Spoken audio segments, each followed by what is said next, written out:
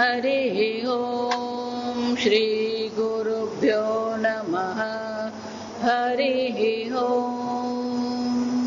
ॐ पार्थाय प्रतिबोधितां भगवता नारायणेन स्वयं व्यासेन ग्रथितां पुराणमुनिना मध्ये महाभारतम् अद्वैतामृतवर्षिणीं भगवतीम् अष्टादशाध्यायिनीम् अम्ब त्वामनुसन्दधामि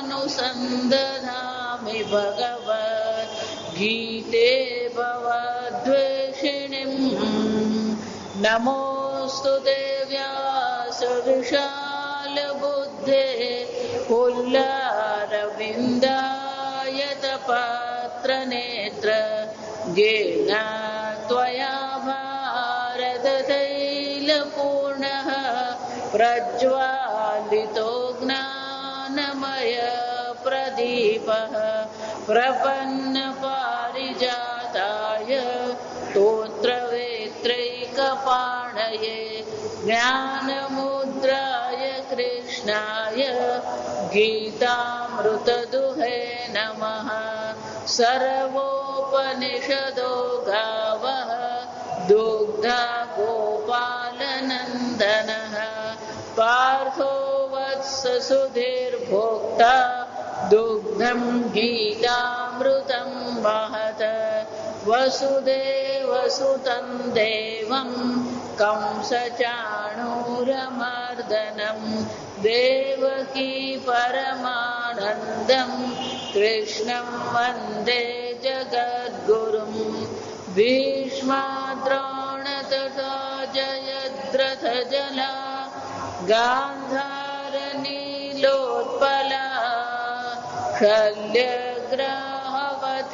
कृपेण वहने कर्णेन वेलाकुला अश्वत्थामविकर्णघोरमकरा दुर्योधनावर्तिनी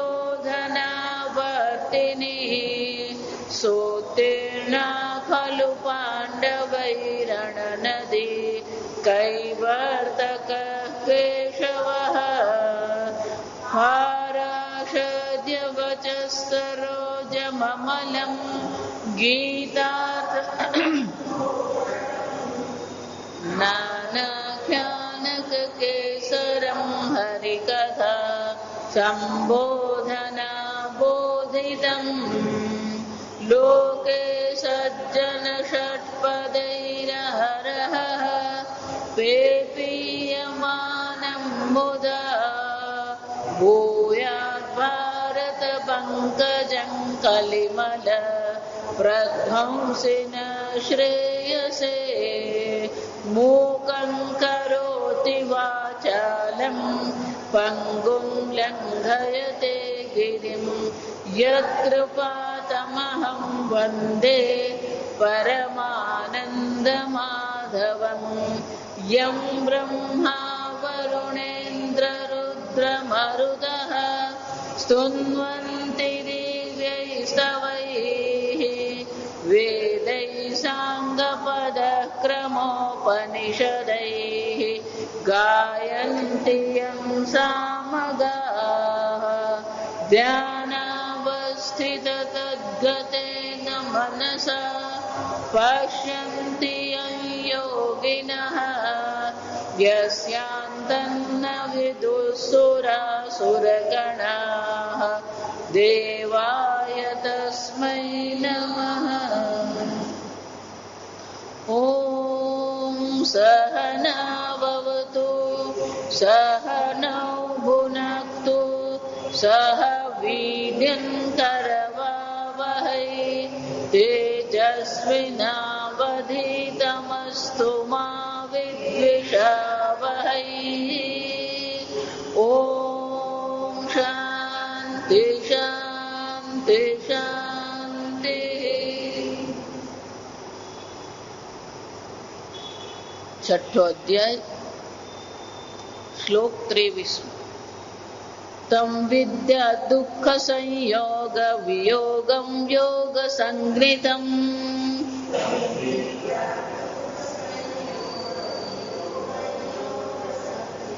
स निश्चयेन योक्तव्यः योगो निर्विण्ण चेतसा संकल्प प्रभवान् कामान् त्यक्त्वा सर्वान् शेषतः मनसैवेन्द्रियग्रामम् विनियम्य समन्ततः शनैः शनैरुपरमेत् बुद्ध्या धृतिगृहीतया आत्मसंस्थं मनः कृत्वा न किञ्चिदपि चिन्तयेत् स निश्चयेन योक्तव्यः योगः अनिर्विण्ण चेतसा અનિર્વિણ ચેતસ. નિર્વિણ શબ્દનો આપણે અર્થ કર્યો ઉદ્વેગ, ઉચ્ચાર. નિર્વિણ શબ્દના બીજા બે અર્થ છે. એક થાય થાક, થાકી જવું, કંટાળી જવું.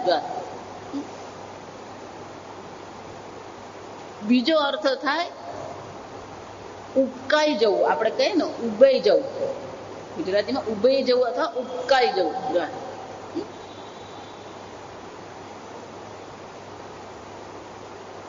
જેમ શરીરની પોતાની એક શક્તિ છે, એ કેટલું ચાલી શકે, કેટલું વજન ઉચકી શકે, શરીરનું એક પોતાનું સામર્થ્ય છે. એ જ રીતે મનનું પણ એક પોતાનું સામર્થ્ય છે. એ કેટલું જ્ઞાન મેળવી શકે, કેટલું ચિંતન કરી શકે, કેટલો વખત એકાગ્ર રહી શકે, કેટલો વખત ધ્યાન કરી શકે. આ મનના સામર્થ્ય બહુ જરૂરી છે. મનને એકાગ્ર કરીએ પણ એ કેટલો વખત એકાગ્ર રહે, જો વિચાર. એટલા માટે વૈજ્ઞાનિક રીતે વિચારીએ તો આપણું જે મગજ ભગવાને આપણને જે આપ્યું છે, તો વૈજ્ઞાનિક રીતે વિચારીએ તો આપણા મગજમાં એકાગ્રતા એક જ વિષય પર કેટલો વખત એ સમજી શકે, એ સમય 50 મિનિટ છે. એટલા માટે આ તમે જો શાળાઓમાં જે વર્ગ છે એ 45 મિનિટનો રાખવામાં આવે. આ સમજો. એટલે એક જ વિષય જે છે, એક જ વિષય પર તમારું મન 45 થી 50 મિનિટ જ કામ કરી શકે. પછી એ મન શું થઈ જાય? થાકી જાય. જો એટલે એનું સામર્થ્ય ને બહારની વસ્તુ છે. જોયું છે. પછી પાલો ગુજરાતી 45 મિનિટ ભણીએ, પછી 45 મિનિટ ગણિત ભણી શકે. જો સમજો. એટલે મેં કહ્યું ને કે એકાગ્ર થવાનો પણ એક સમય છે. ગુજરાતી 45 મિનિટે ભણી શકે, પણ પછી બીજી 45 મિનિટ તમે એને ગુજરાતી ભણાવી નહીં શકો. એ જ મગજને તમે બીજી 45 મિનિટ શું કરી શકો? ગણિત છે કે વિજ્ઞાન છે કે ભૌતિક શાસ્ત્ર ભણાવી શકો. એનું સામર્થ્ય છે. આ સમજો. એટલે બહુ સરસ શબ્દ અનિર્વિણ ચેતસા જયારે ભગવાન કહી રહ્યા છે, ત્યારે આપણા મનના સામર્થ્યને આપણે ઓળખવું પડે કે આપણું મન કેટલું ધ્યાન કરી શકે. શારીરિક સામર્થ્ય પણ જોવું પડે. તમારે 1 કલાક ધ્યાન કરવું છે તો 1 કલાક શરીર પણ શું હોવું જોઈએ? બેસવા માટે સમર્થ હોવું જોઈએ. આમ અનિર્વિણ ચેતસ્યા જયારે ભગવાન કહી રહ્યા છે, તો શારીરિક રીતે અને માનસિક રીતે આપણા સામર્થ્યને આપણે જોવું પડે. આપણું સામર્થ્ય કેટલું છે? શાસ્ત્રમાં બહુ સરસ લખ્યું છે. યોગ શાસ્ત્રમાં ચર્ચા છે આની કે જો તમારું મન, આ હકીકત તમને, જો તમારું મન મિનિટ માટે, 30 મિનિટમાં જો નિર્વિષય બની શકે, અઘરું જ છે, તો તમે સંપૂર્ણ જગત પર વિજય મેળવી શકો, સંપૂર્ણ જગતને તમારા વશમાં તમે કરી શકો. આપણે જે એટલા માટે સમજો કે કોઈ પણ પ્રકારની તપશ્ચર્યાની જયારે શાસ્ત્રમાં ચર્ચા આવે તો એ તપશ્ચર્યાનો ગાળો કેટલો બતાવવામાં આવે, 1000 વર્ષ, 10,000 વર્ષ. કેમ? એ પહેલે દિવસથી જ પેલો આમ 24 કલાક ધ્યાન કરવા ના બેઠો હોય, ધીરે ધીરે એને શું કરવાનું હોય, પોતાનું શારીરિક સામર્થ્ય, પોતાનું માનસિક સામર્થ્ય ધીમે ધીમે એને વધારવું પડે. અને એટલે ભગવાન અહીંયા કહી રહ્યા છે કે આપણું મન એ થાકવું જોઈએ ને, એનું સામર્થ્ય કેટલું છે જોવાનું છે. ગુજરાતીમાં જ એટલે આપણે કહેવત છે ને, લાંબા સાથે ટૂંકો જાય, મરે નહીં તો માંદો થાય. આ યોગાસનમાં એવું જ થાય, પણ પહેલે દિવસે ગયો હોય અને પેલા બધાને આસન કરતા જો એટલે એને પણ શું લાગે, હું પદ્માસન લગાવું, એટલે પલાઠી તારથી વળતી નથી અને તું પદ્માસન ની ક્યાં વાત કરે. એટલે 10,000 વર્ષ એમ જયારે કહેવામાં આવે તો 1,000-2,000 વર્ષ તો શામાં જાય છે, આ સામર્થ્ય વધારવામાં જ જાય. જો વિચાર. અને એટલે ભગવાન અહીંયા બહુ સરસ રીતે આપણે દર્શાવે કે મન આપણું કોઈ પણ પ્રકારે થાક્યા વિના આ આત્માનું ચિંતન કરે. પણ એને માટે શું કરવું પડે, એ એક દિવસમાં થવાનું નથી. આ એક અર્થ. જો એક બીજો આપણા મનની વિશેષતા છે. ધારો કે તમને હું રોજ કઢી ભાત અને ભીંડાનું શાક ખવડાવું, કેટલા દિવસ ખાવાનું? ઉપકેઈ જઈએ, એને શું કહેવામાં આવે, ઉપકેઈ જવાય. એકનું એક કરવાનું આપણા મનને આદત નથી. આ જગતમાં આપણે જે જીવન જીવી રહ્યા છે એમાં અનેક વિષયો છે, અનેક વ્યક્તિઓ છે, અને આપણને એ રીતે જીવવાની શું થઈ ગઈ, આદત પડી ગઈ. એટલે અત્યારે આપણે જે જીવન જીવીએ છીએ એક સામાન્ય જીવન છે. જો બરાબર સમજવું, રોજ જુદું જુદું શાક લેવું, કે રોજ દાળ ખાવી, કે કઢી ખાવી, કે સૂપ ખાવું, કે પાઉંભાજી ખાવી, રોજ વાનગી બદલતા રહીએ આપણે, આપણી આદત છે. અને એ આપણા માટે આ જીવન કેવું છે, સહજ જીવન છે. આ બરાબર સમજો, આપણે જે જીવન જીવી રહ્યા છે એ બરાબર જ છે. પણ જયારે ધ્યાનની આપણે ચર્ચા કરતા હોઈએ ત્યારે ધ્યાનમાં આપણે તત્વ ચિંતન કરવાનું છે, આત્મચિંતન કરવાનું છે, ભગવાનનું જયારે આપણે ચિંતન કરવાનું છે તો વિષય તો એક જ છે.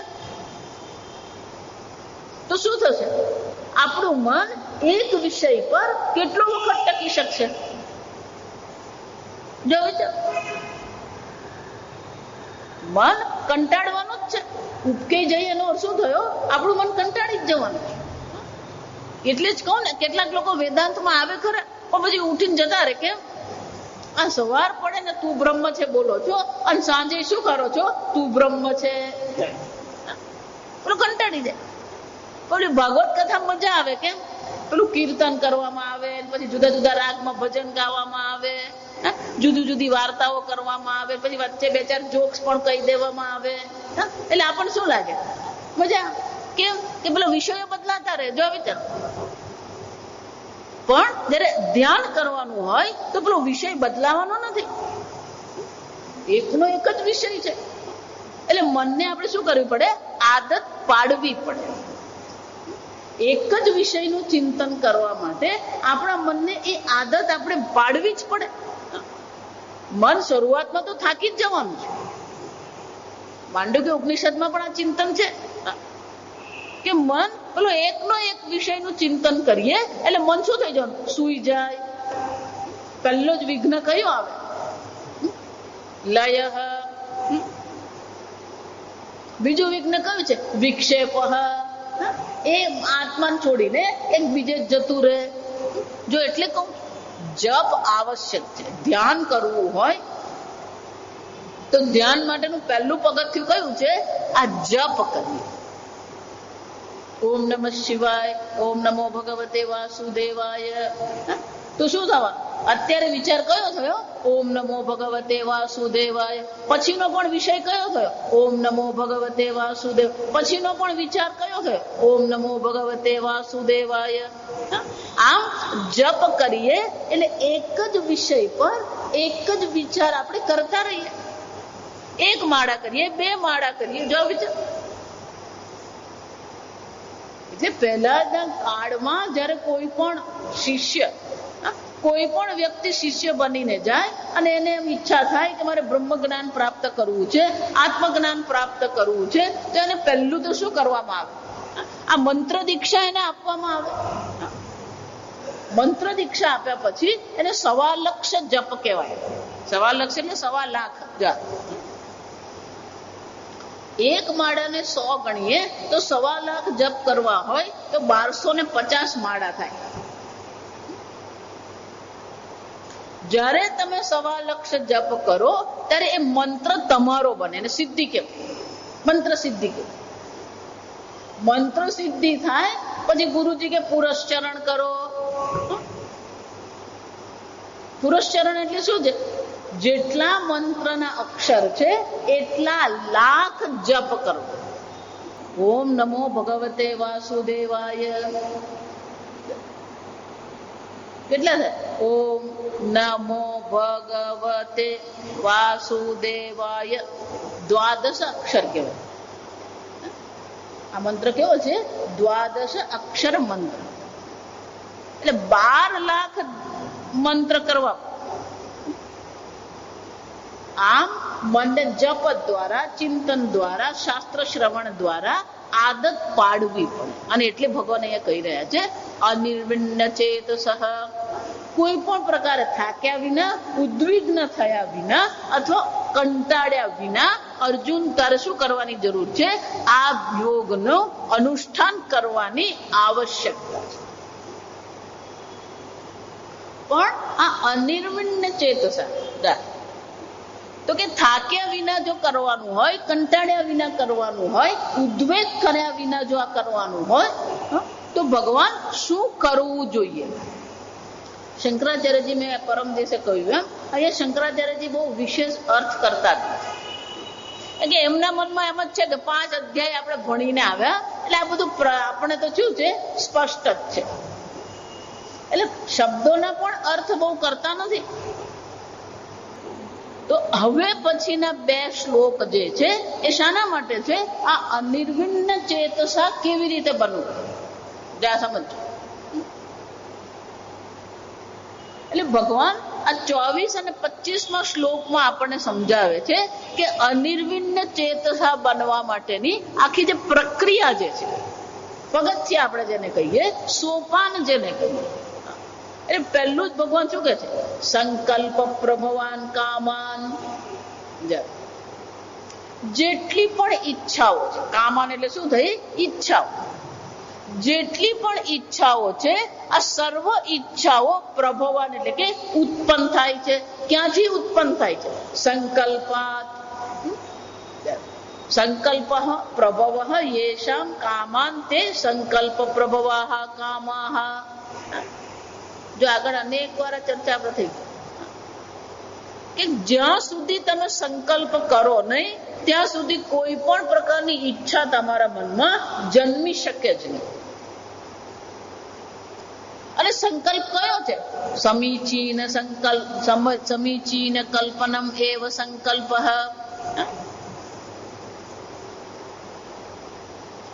આ સારું છે, આ સારું નથી. સીધી ભાષામાં કહીએ તો શું કહેવાય? રાગ અને દ્વેષ. જ્યાં સુધી મનમાં કોઈ પણ વસ્તુ માટે રાગ અથવા દ્વેષ જન્મતો નથી ત્યાં સુધી મનમાં એ વસ્તુ માટેને કામના થતી નથી. એટલા માટે ભીષ્મ પિતામહે શું કહ્યું? કામ જાનામિ તે મૂલમ. હે કામ, હે ઈચ્છા, તારા મૂળને હું જાણું છું. કેમ? સંકલ્પાત ખીલ જાય છે. તું ક્યાંથી જન્મે છે? આ સંકલ્પમાંથી તું જન્મે છે. નાહમ સંકલ્પયિષ્યામિ. હું કોઈ સંકલ્પ જ નહીં કરું. જો આગળ આ ચર્ચા કરી ગયા આપણે, યોગી કોને કહેવામાં આવે? જ્ઞાની કોને કહેવામાં? સર્વ સંકલ્પ સંન્યાસી. ખરેખર સંન્યાસી કોણ છે? સર્વ પ્રકારના સંકલ્પનો જે ત્યાગ કરી શકે. સર્વ સંકલ્પ સંન્યાસી યોગારૂઢસ્તદોચ્યતે. આ ધ્યાન રૂપી યોગ પર આરૂઢ થવું હોય તો એને માટેનો પહેલી શરત કઈ છે? સર્વ સંકલ્પ સંન્યાસી. પણ આપણી મુશ્કેલી એ છે, આપણે જીવનમાં અનેક સંકલ્પ કરીને આવ્યા છે, અને દરેક સંકલ્પ હવે શું કરી રહ્યો છે? અનેક પ્રકારની કામનાઓ આપણા મનમાં જગાવે છે.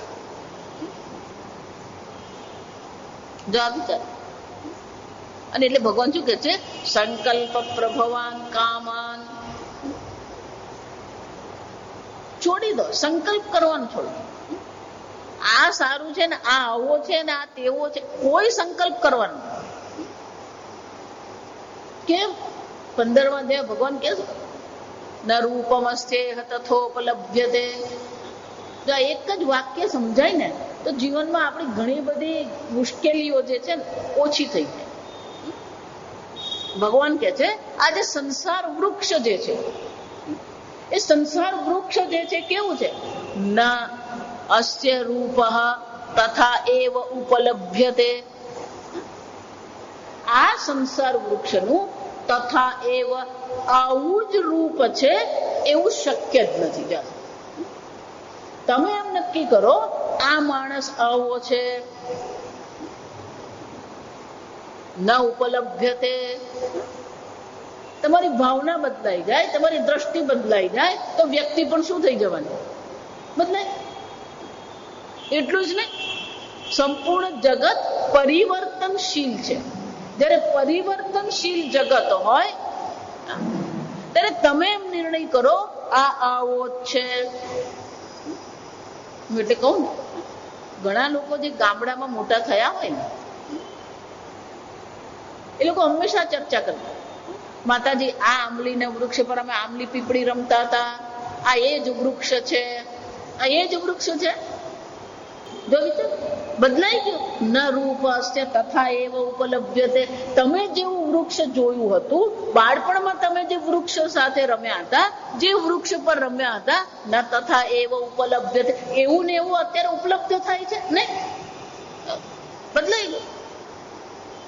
એમ દરેક વ્યક્તિ જે છે, દરેક વસ્તુ જે છે એ કેવું છે? પરિવર્તનશીલ છે. અને પછી તમે એને માટે નિર્ણય કરો આ આમ જ છે. તમે કોણ? એટલે સ્વામીજી બહુ સરસ કે આ ગંગા, જો વિચારી જોજો, આ ગંગા, તમે ગંગામાં આંગળી મૂકો ને એટલે જે જળનો તમે સ્પર્શ કર્યો એ 1 મિનિટમાં તો 1 માઇલ ને આગળ નીકળી ગયું હોય. આ ગંગા રહી. તથા એવ ન ઉપલભ્યતે. બદલાઈ ગઈ. એમ આ સંસાર પણ શું છે? આ સંસાર પ્રવાહ છે.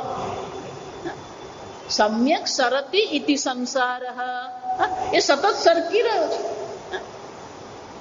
સતત બદલાઈ રહ્યો છે. અને એ સંસારમાં તમે જો આ બધા સંકલ્પ કરીને બેસશો આ આવું જ છે તો તમારું મન શું થવાનું? સ્વામીજી કે આપણે મનમાં એટલું બધું ભરીને બેઠા છે, જાત જાતના સંકલ્પ કરીને જ આપણે બેઠા છે. અને આપણે 2 કામ કરવાના છે. પહેલું તો હવે કોઈ નવો સંકલ્પ કરવો નથી. બીજું, જે આગળ સંકલ્પ કર્યા છે એ બધા સંકલ્પથી આપણા મનને મુક્ત કરીએ. અને એટલે ભગવાન શું કહે છે? સંકલ્પ પ્રભવાન કામાન ત્યક્ત્વા. જેટલા પણ સંકલ્પ કર્યા છે અને સંકલ્પથી જન્મેલી જેટલી પણ કામનાઓ છે, સર્વાન, આ સર્વનો શું કરીએ? ત્યક્ત્વા. આ સર્વનો આપણે ત્યાગ કરી દઈએ. પણ કઈ રીતે? અશેષતઃ, બાકી રાખ્યા વિના. શેષ એટલે શું છે? બાકી રાખવું. ભગવાન શું કે છે? એક પણ કામના વિચારી. અશેષતઃ કામાન ત્યક્ત્વા. કોઈ આ જગતની દ્રષ્ટિએ કોઈ કામના જ નહીં. જેમ આ શંકરાચાર્યજીનું ભાષ્ય છે, એમ શંકરાનંદી મહારાજની ટીકા છે ગીતા, એ બહુ સરસ લખે છે. શંકરાનંદી મહારાજ છે, એ શંકરાનંદ મહારાજ દ્રષ્ટાંત બહુ સરસ આપે, એ બહુ સરસ. પેલો અશેષતઃ કીધું ને કે બાકી રાખ્યા વિના, તો કે કેવી રીતે બાકી રાખ્યા વિના, એટલે કે છે યથા પરિત્યક્ત અપી તૈલે.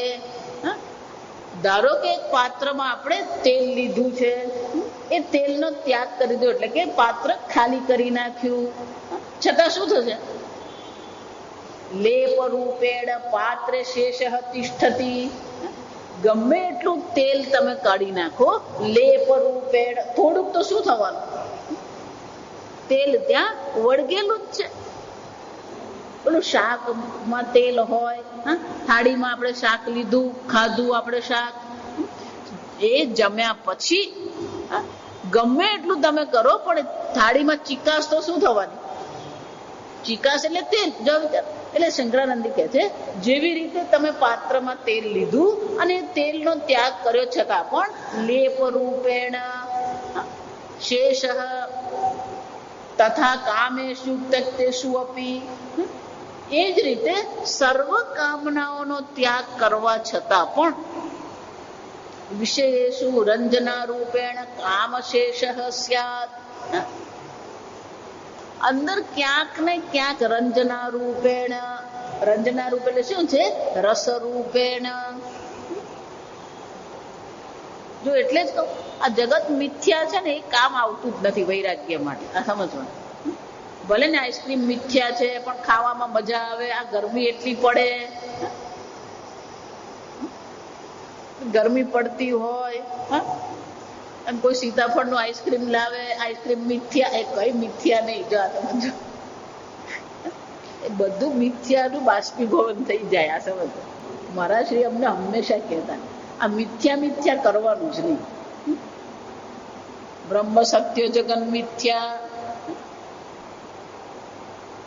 રસરૂપેણ, એને શું કહેવાય? પેલો રસ બુદ્ધિ છે. જેમ પાત્રમાં તેલ થોડુંક રહી જાય, એમ આપણી બુદ્ધિમાં પણ શું છે? એ વિષય માટેનો રસ તો રહી જ જાય. અને એટલે શંકરાનંદી કહે છે આમ શું કરવું પડે? સર્વત્ર કામ ત્યાગ, સર્વ પ્રકારે આ કામનાનો ત્યાગ કરવો, એટલે કે એમાંથી રસબુદ્ધિની નિવૃત્તિ થવી.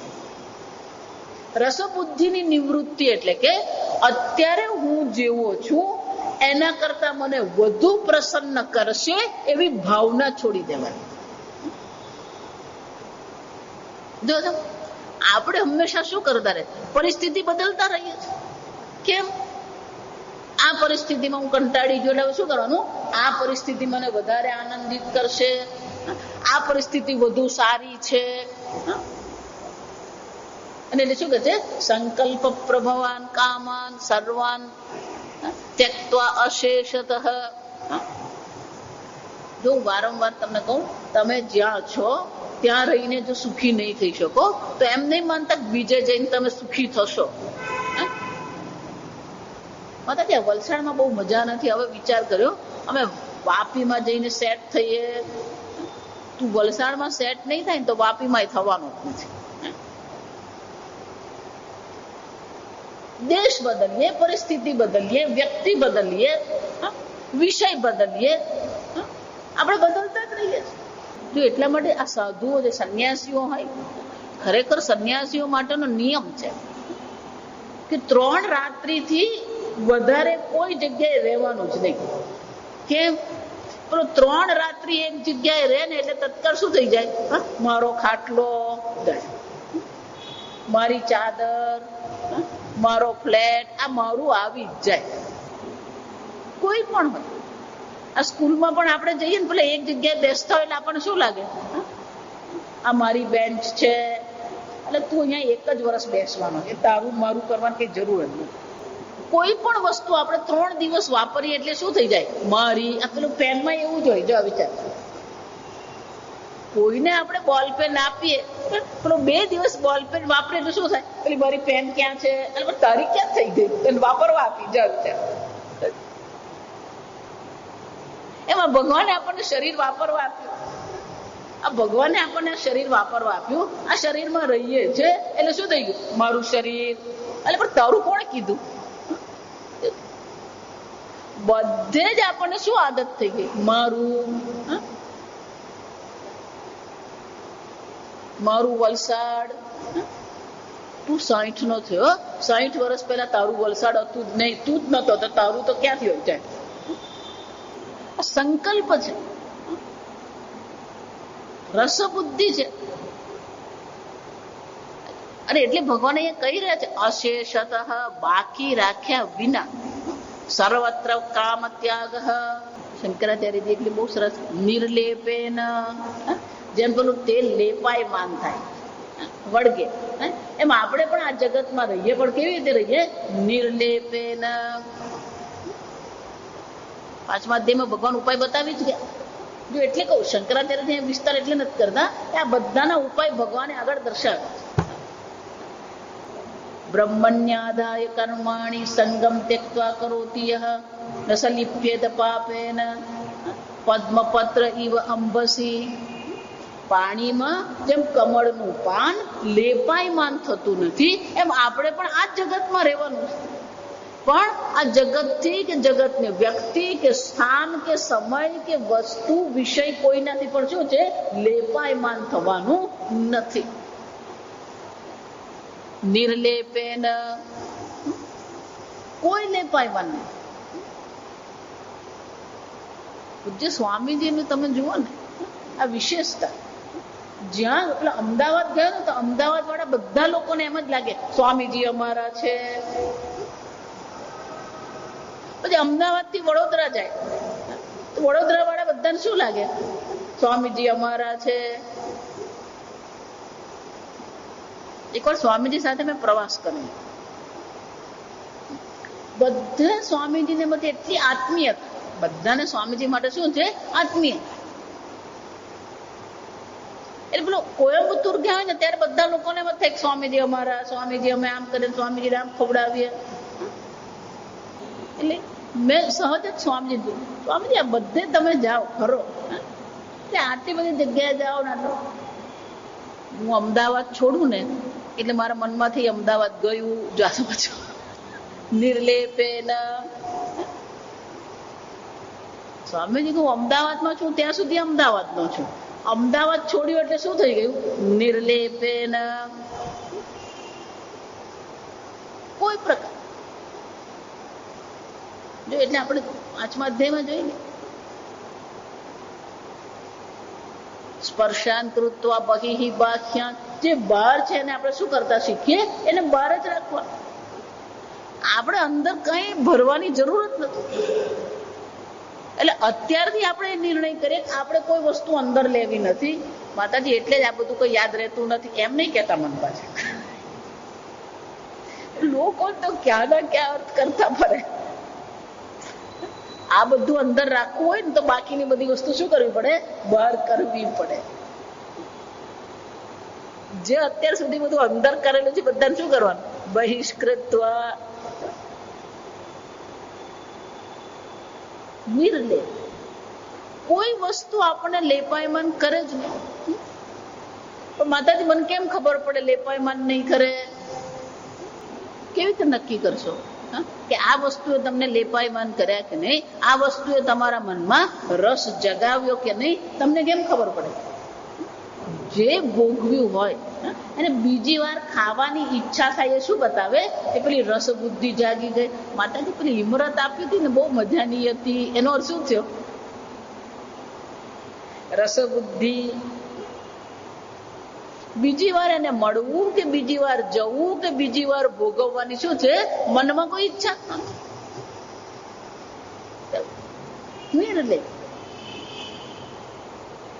નથી. દેશ હોય, કાળ હોય, વસ્તુ હોય, વ્યક્તિ હોય, સંજોગ હોય, આ બધા પ્રત્યે આપણા મનમાં શું આવવું જોઈએ? નિર્લેપ. તો શું કહેવાય? અશેષતઃ, બાકી રાખ્યા વિના. એટલું જ નહીં, આ પહેલો ઉપાય નિર્વિન્ન ચેતસનો પહેલો ઉપાય ભગવાને શું કહ્યો? અશેષ કામાન ત્યક્ત્વા. આ પહેલો ઉપાય.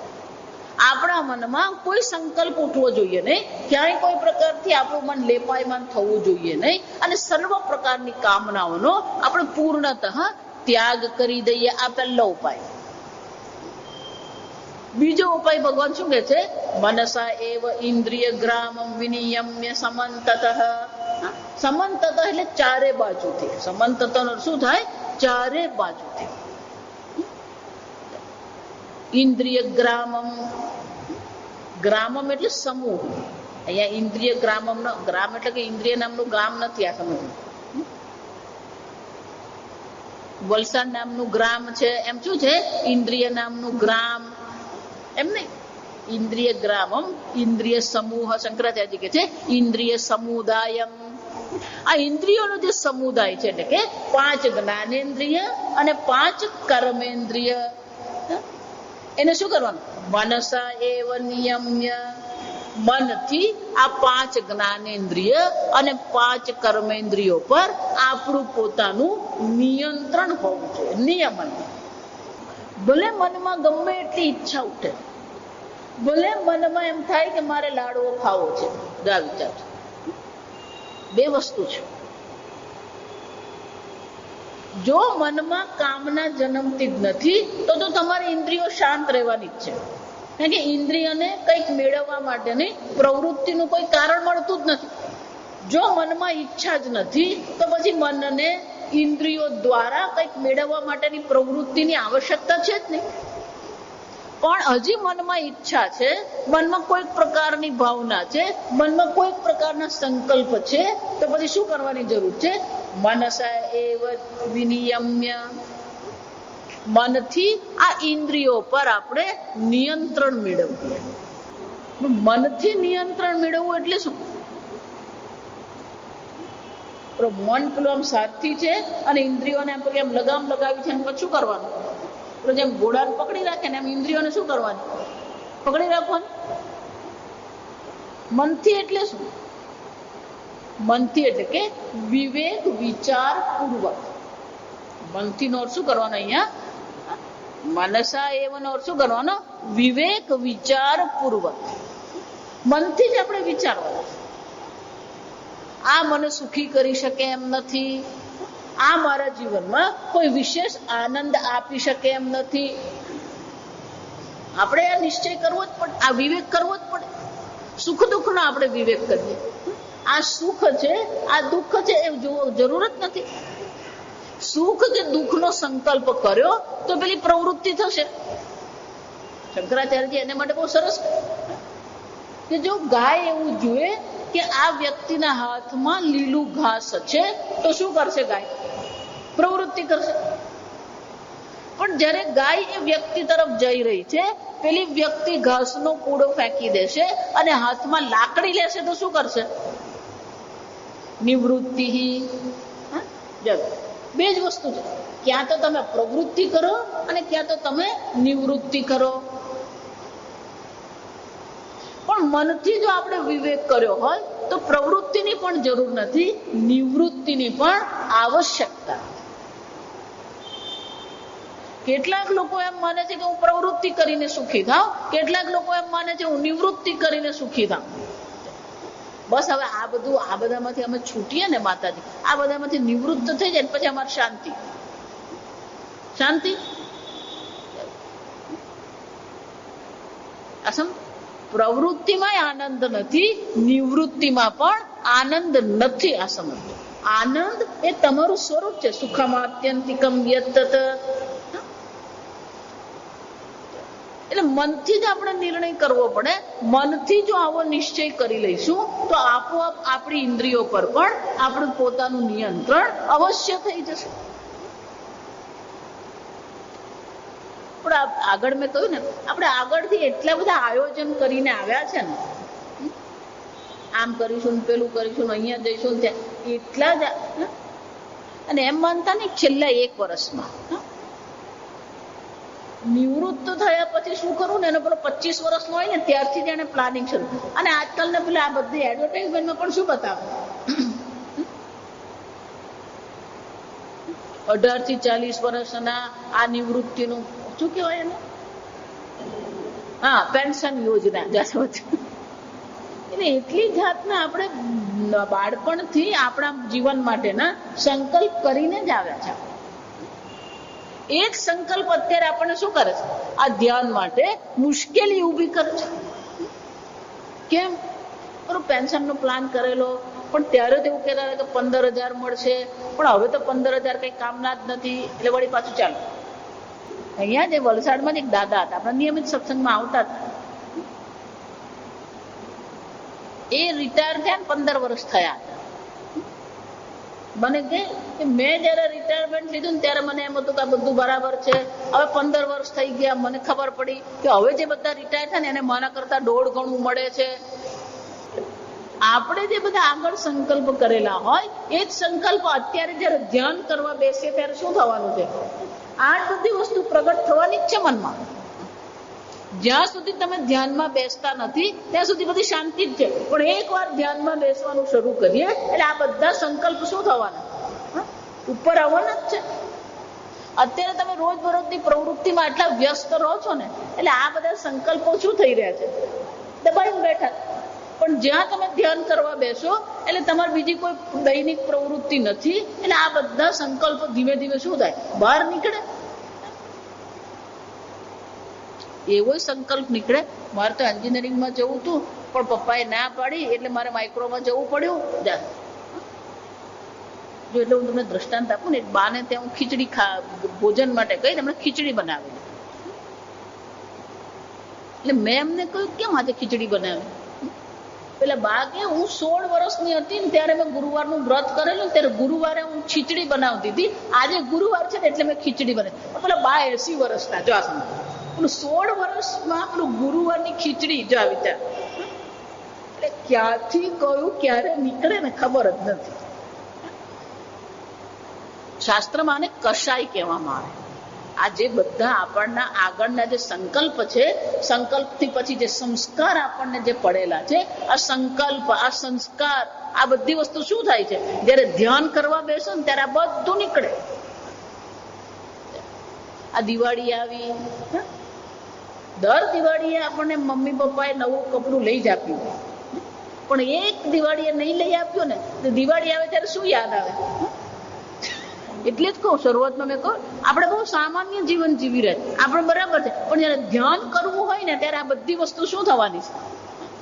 ઉપર આવવાની. એ બધું સપાટી પર આવવાનું જ છે. અને જયારે આ બધી વસ્તુ સપાટી પર આવે ત્યારે શું કરવાનું? ઇન્દ્રિય ગ્રામની વિનિયમ્ય. આપણે ઇન્દ્રિયો પર આપણે શું કરવું પડે? નિયમન કરવું જ પડે.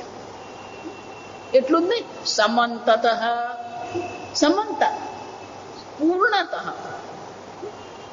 ગમે એટલું મનમાં બોલવાની ઈચ્છા થાય, ગમે એટલું ભોગ કરવાની ઈચ્છા થાય, આપણા ઇન્દ્રિયો પર આપણે શું કરી દઈએ? નિયમ્ય, નિયમન કરીએ આપણા. પણ ક્યાં એક દિવસમાં થઈ જશે? એટલે ભગવાન આગળ ત્રીજું કે છે, શનૈહિ શનૈહિ. પરમ દિવસે આપણે જોયું ને, શનૈ કંથા શનૈ પંથા, શનૈ ભુક્તિ શનૈ મુક્તિ. કોઈ પણ વસ્તુ કરવી હોય શનૈહિ, ધીરે ધીરે. ભલે ને આપણને ગુલાબજાંબુ ગમે એટલા ભાવતા હોય, પણ ગુલાબજાંબુ છેવટે તો શું કરવું પડે? એક પછી એક જ ખાવું પડે. પેલા 10 સામટા મોઢા મુકાય નહીં. ભોજન કરવું હોય તો પણ શું કરવું પડે? એક એક કોડિયાથી જ ભોજન કરવું પડે. શનૈ કંથા, પેલું કપડું વણવું હોય, તાણાવાણા કરવા હોય, દર વખતે એક જ તાંતણો લેવો પડે. સામટા 10 તાંતણા તમે લઈ શકો નહીં. પંથા, માર્ગ પર પણ જવું હોય તો એક જ ડગલું ચાલવાનું. પગથિયા ચડવા હોય તો દર વખતે શું કરવું પડે? એક જ પગથિયું. ના હું 10 પગથિયા ચડું. શનૈ કંથા શનૈ પંથા. એ જ રીતે શનૈ ભુક્તિ, ભોગ પણ કરવો હોય તો એક એક ચમચીથી જ ખાવું પડે. શનૈ મુક્તિ, એ જ રીતે મોક્ષ પ્રાપ્ત કરવો છે તો શું કરવું પડે? અચાનક જ કોઈને મોક્ષની પ્રાપ્તિ નહીં થઈ જાય. શનૈ મુક્તિ, શનૈ વિદ્યા. આ વિદ્યા પ્રાપ્ત કરવી હોય તો વિદ્યા માટે પણ શું કરવું પડે? શનૈ. એટલે મેં ગણિતનો દાખલો આપ્યો ને, તે ગણિત શીખવું હોય તો શરૂ ક્યાંથી કરવું પડે? એક અડે એક, બ ગડે બે. ના સીધું મને ભાગાકાર શીખવો, બારાખડી શીખવી હોય તો શું કરવું પડે? જો આ બારાખડી શબ્દ પણ બારાક્ષરી પરથી આવ્યો, આ સમજો, અપભ્રંશ છે. પેલો કકાર જે છે, આપણા સ્વર 12 છે. સ્વર કેટલા છે? 12 સ્વર છે. અ આ ઈ ઉ રૂ રૂ લૃ એ ઐ ઓ ઔ. આ 12 થયા ને. એટલે એ 12 ને ક સાથે જોડીએ એટલે બારાક્ષરી કહેવાય. એને શું કહેવાય? બારાક્ષરી. પણ બારાક્ષરી બધા અપભ્રંશ થઈ ગયું. શું થઈ ગયું? બારાખડી. આ જો આપણે બધું બાળપણમાં શીખીને આપણને બહુ સરળ લાગે. હમણાં સિદ્ધ વિદ્યાનંદજી પેલો કોઈ સ્પેનથી એક બેન આવી છે અહીંયા ભણવા માટે. તેને પેલું સંસ્કૃત શીખવવાનું. તેને કીધું તું સંસ્કૃત એને એમ કે મને રોજ સવાર બપોર સાંજ અમે કીધું ને અમે પાઠ કરતા હતા, પારાયણ કરતા હતા. એટલે બધાને પેલું સવાર બપોર સાંજ પારાયણ કરતા છું એટલે એને એમ થાય કે મને આ વાંચતા આવડતું નથી. એટલે એને કઈક તું મને વાંચતા શીખવી દે. વાંચવું હોય તો પછી શું કરવું પડે? પેલી આખી બારાક્ષરી શીખવી જ પડે. જ્યાં સુધી એ બારાક્ષરી શીખે. અને બારાક્ષરી એટલે બધી એકલા કની તો બારાક્ષરી છે નહીં. ક ખ ગ એટલે એ 5 જે છે, 5 × 25 એ થયા. યર લવ શ એટલે 29, શ શ શ હ એટલે બીજા 29 ને 4 શું થયા? 33. એટલે આ 33 સાથે એને શું શીખવાની? પેલી બારાક્ષરી શીખવાની. એટલે એ જોયું તો બિચારી ગભરાઈ ગઈ. એટલું જ નહીં, પેલો કી એમ જયારે લખીએ તો આમ તો પેલો ઈ લખેલો હોય, પણ જયારે કી લખવું હોય ત્યારે ઈ માટેની જે સાઇન છે, જે સંજ્ઞા છે, શું થઈ જાય? પેલો ક ની આગળ ઈ થાય, ક ની પછી ઈ થાય. પેલો રૂ હોય તો ક ની નીચે પેલો રૂ થાય. એટલે એ બધી સંજ્ઞા એને શીખવી પડે. એને વાંચતા શીખવું હોય તો શું કરવું પડે? ખાલી બારાક્ષરી તો કામ આવવાની જ નથી. એટલું જ નહીં, પેલા જોડાક્ષર, જ્ઞ ક્ષત્ર, આ બધા એને શીખવા જ પડે. આ બધા જોયો તો પેલી બિચારી એટલી ગભરાઈ ગઈ છે. એને તો ફક્ત સંસ્કૃત વાંચતા જ શીખવું હતું, પણ વાંચવા શીખવા માટે પણ એને કેટલું શીખવું પડે? આ બધું શીખવું પડે. જો બિચાર, અને એ જો એમ માનતી હોય મને 2 દિવસમાં આવડી જાય, 2 દિવસમાં આવડી જાય. શનૈ વિદ્યા આપણે બાળપણથી આ બધું કરતા આવ્યા. એ જ રીતે પેલા ગણિતમાં પણ શું કરવાનું હોય? 2 એકા 2, 2 દુ 4, એ બધા કોઠા શું કે શું પલાખા, પલાખા જ કે. પહેલા તો 1.25 ના, 1.25 ના, 2.5 ના, 1.25 ના, આ બધા શું કરતા? પા, અડધો, પોણો, 1 આ બધાના પલાખા કરાવતા.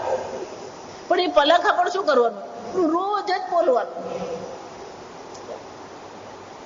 1.25 ના, 1.5 ના, 2 ના, 2.25 ના, 2.5 ના, આ બધા પલાખા કરાવતા. પણ એ બધું શું કરવું પડે? શીખવું પડે. પણ એક દિવસમાં આવડી જાય નહીં. શનૈ વિદ્યા, જો સમજ છો? એ જ રીતે જો આ બધું ભણવામાં આપણે ઉતાવળ નહીં કરી શકીએ. હવે મારે બ્રહ્મ જ્ઞાન મેળવવું છે એટલે ભગવાન શું કહે છે? શનૈ શનૈ. તું ઉતાવળ નહીં કર. કોઈ ઉતાવળ કામ આવવાની જ નથી. આ સમજો. શનૈ શનૈ આ એક અર્થ. ગુજરાતીમાં બધી જ જાતની કહેવત છે. ઉતાવળે આંબા પાકે નહીં. આપણે ગમે એટલી ઉતાવળ કરીએ, આંબો શું થવાનો છે? એના સમયે જ પાકવા. શનૈ શનૈ ઉપરમેદ. એ જ રીતે આપણા મનને એક વિસ્તારની આદત પડી ગઈ છે. અનેક વિષયોનું ચિંતન કરવાની આપણા મનને શું થઈ ગઈ? આદત પડી ગઈ. ભગવાન કહે છે આ અનેક વિષયના ચિંતનની આદતમાંથી છૂટવા માટે ધીરે ધીરે શનૈ શનૈ એટલે શું છે? ધીરે ધીરે ઉપરમેદ. મનને આ બધા વિષયોમાંથી ધીમે ધીમે એને પાછું ખેંચવું. ઉપરમેત કરવું એટલે કે એને પાછું ખેંચવું આપણે પડે. ઉપરતિમ કુર્યાત, ધીરે ધીરે, એક દિવસમાં નહીં. પણ એને માટે શું કરવું જોઈએ? પહેલી વસ્તુ તો એ કે આપણા જીવનનું લક્ષ્ય શું છે ને એનો નિર્ણય કરીએ. મનને આ વિષયોમાંથી ઉપરત કરવું હોય, પાછું ખેંચવું હોય, તો પહેલી વસ્તુ તો શું કરવી પડે? આપણા જીવનનું લક્ષ્ય નક્કી કરવું પડે. અત્યાર સુધી આપણું લક્ષ્ય શું હતું? ખાધું પીધું ને લહેર કર્યું. હવે લક્ષ્ય શું થઈ ગયું? મોક્ષ પ્રાપ્તિ કરવી છે.